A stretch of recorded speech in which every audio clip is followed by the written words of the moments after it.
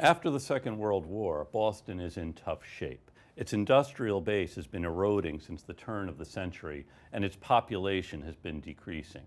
In 1900, Boston was the 5th largest American city. In 1950, it's the 10th largest. It's clear that the city is going to need to transform itself in order to remain viable and in order not to fail. The GI Bill and low-interest loans for veterans are both positive developments, helping make Boston a center for higher education and also allowing citizens to buy homes. But many of those who purchase homes do so outside the city.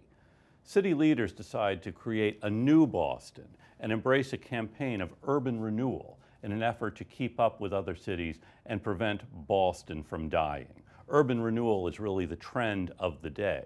But the real challenge is how to create a new Boston without destroying what makes the city unique. Redevelopment, the demolition of the West End and parts of the South End, affect people's lives in unexpected and dramatic ways. Housing, business development, highway construction, which is going to allow people to live in the suburbs and move into the city, education, minority rights, environmental devastation are all problems Boston faces. Much of what is done is disastrous, though there are some notable success stories. The completion of the Big Dig corrects a problem created in the first wave of highway construction in the 1950s. The cleanup of Boston Harbor and the creation of a national park on the Boston Harbor Islands is one of the great achievements of the late 20th century.